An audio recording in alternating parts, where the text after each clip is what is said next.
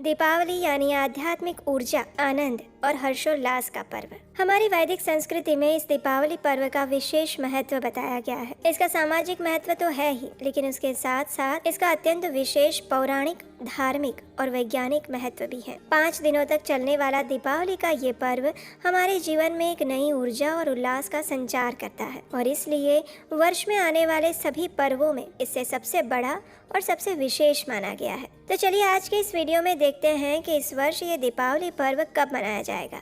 दीपावली पूरे देश में बहुत धूमधाम से मनाई जाती है और हिंदू कैलेंडर के अनुसार दीपावली का त्योहार इस बार कई जगह पर 31 अक्टूबर को और कुछ जगह पर 1 नवंबर को मनाया जाएगा। 5 दिवसीय दीपावली के पर्व की शुरुआत होगी धनतेरस के दिन से और इस बार 29 अक्टूबर को धनतेरस, काली चौदस 30 अक्टूबर को, नरक चतुर्दशी 31 अक्टूबर को, दीपावली 1 नवंबर को, गोवर्धन पूजा 2 नवंबर और भैया दूज 3 नवंबर को मनाया जाएगा। शास्त्रों के अनुसार दीपावली के शुभ दिन पर भगवान श्री राम 14 वर्षों का वनवास पूरा करके अयोध्या पहुंचे थे। तब समस्त अयोध्या वासियों ने दीप जलाकर उनका भव्य स्वागत किया और तभी से दीपावली का ये पावन त्योहार मनाया जाता है। और इस बार अमावस्या की तिथि प्रारंभ होगी 31 अक्टूबर गुरुवार को दोपहर 3:54 से, जिसकी समाप्ति होगी 1 नवंबर शुक्रवार को शाम 6:16 पर और इसके बाद से प्रतिपदा तिथि प्रारंभ हो जाएगी। ऐसे में अयोध्या में इस बार दीपावली का पर्व तो 1 नवंबर को मनाया जाएगा और महाकाल की नगरी उज्जैन में दीपोत्सव का पर्व 31 अक्टूबर गुरुवार को मनाया जाएगा।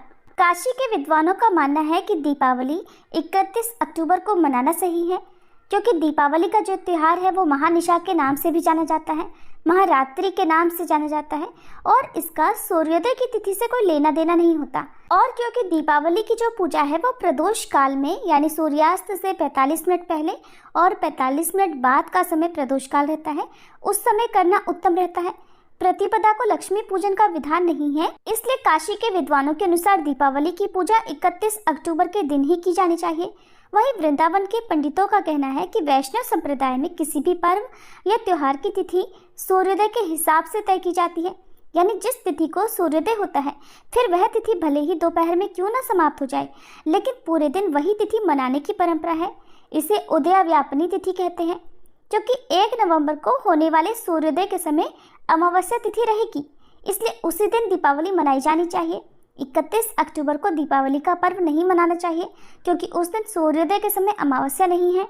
ऐसे में श्रद्धालुओं की श्रद्धा पर निर्भर करता है या आपके क्षेत्र में जिस दिन भी अधिक लोग दीपावली का पर्व मना रहे हो, आपको भी उसी दिन दीपावली का पर्व मनाना चाहिए।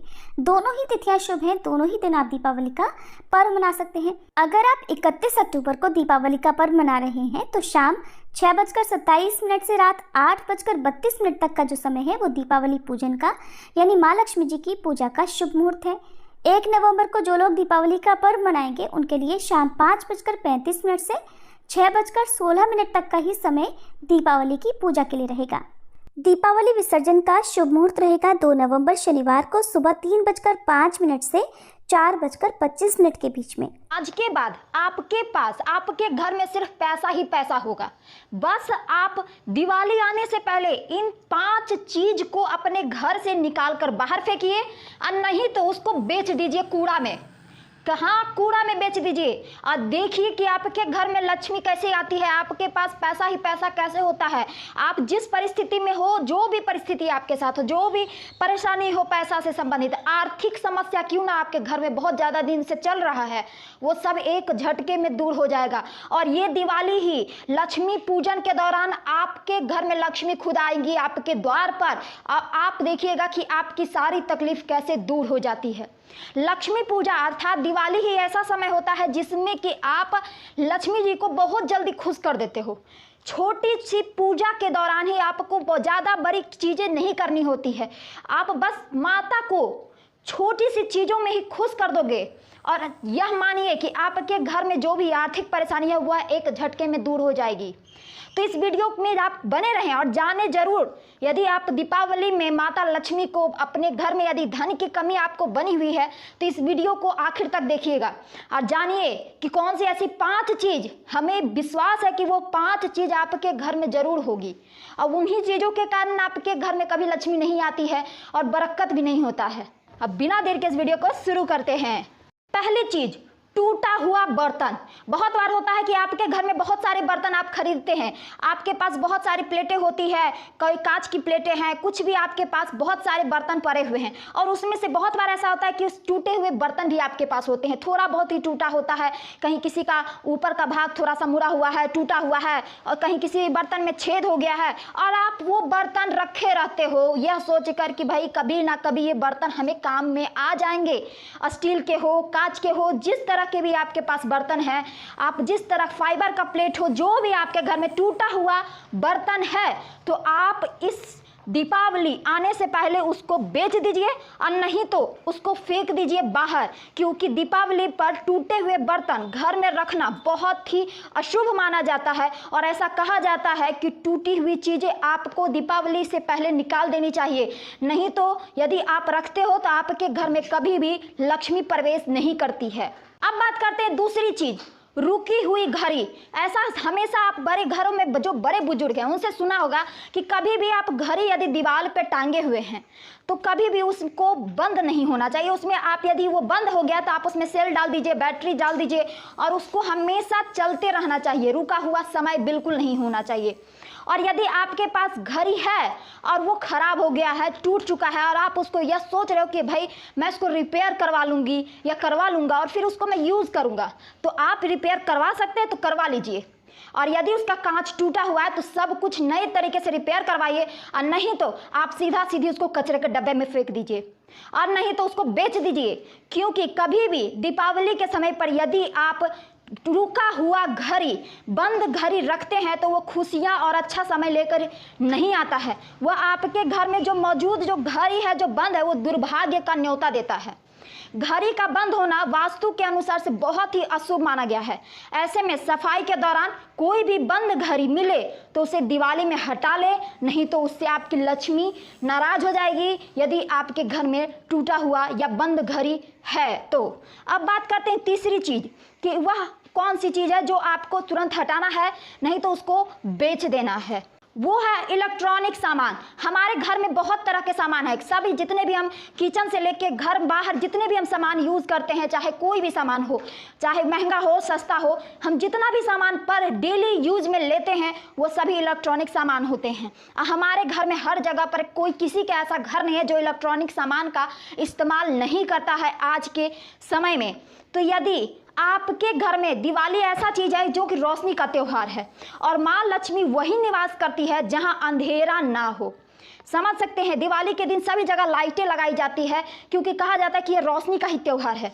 उस समय आप यह पूजा भी करते हो तो आप रात भर दरवाज़ा खोल कर रखते हो, इसलिए क्योंकि दरवाज़ा भी बंद नहीं करते हो कि माता हमारे घर आएंगी। रात तक हम दरवाज़ा खोल कर सामने पहरा देते हैं, बैठते हैं। तो ये चीज़ भी आप करते होगे और नहीं करते हो तो आज से करना शुरू कर दीजिए। दीपावली में कभी भी ऐसा ना हो कि रात में आप सोचो कि सो जाते हैं और हम दिवाली के समय दरवाज़ा बंद करके सो जाते हैं, तो ये मत कीजिएगा। रात के समय कम से कम आप 4 बजे तक जागरना जरूर कीजिएगा। तो हाँ, अब बात करते हैं कि कौन से इलेक्ट्रॉनिक सामान यदि आपको घर से निकाल देना है। अगर आपके घर में खराब बल्ब है, आप बहुत सारे बल्ब इकट्ठा कर लेते हो, कहते हो कि उसको बनवा लेंगे, 20 और 30 रुपया के चक्कर में आप खराब बल्ब रखे रहते हो, उसको दुरुस्त करवा लेंगे ये सोचते हो।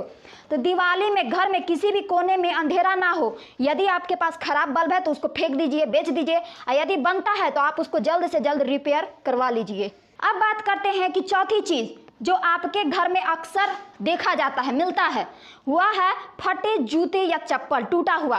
कई बार होता है कि आप जिस चप्पल को, जिस जूते को आप इस्तेमाल करते हो, वह आपके घर में है, टूटा हुआ है, फटा हुआ है, आप उसको सिलवा कर पहन रहे हो, और नहीं तो कई बार होता है कि आप वो जूते संभाल कर रख देते हो कि नहीं भाई कभी होगा तो इसको देखा जाएगा, कभी कुछ ऐसा कर लेंगे। बहुत सारे आपके दिमाग में ख्याल आते हैं, तो आप इस बात का ध्यान रखें।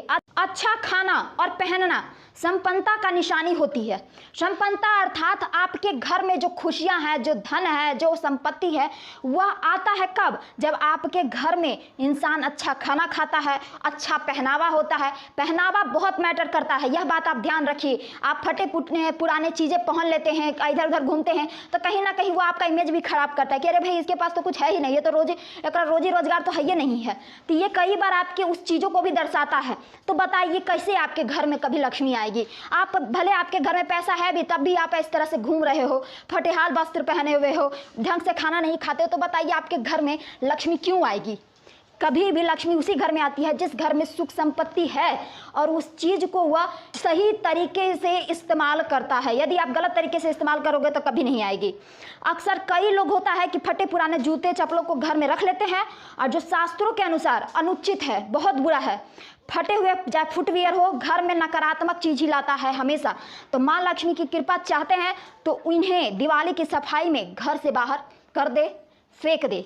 अब बात करते हैं आखिरी चीज जो आपको जरूर घर में यदि है तो आप उसको जितना जल्दी हो उसको विसर्जन कर दे, अर्थात उसको गंगा में दहना दे, उसको विसर्जन कर दे यदि आपके पास वो चीज़ें हैं तो।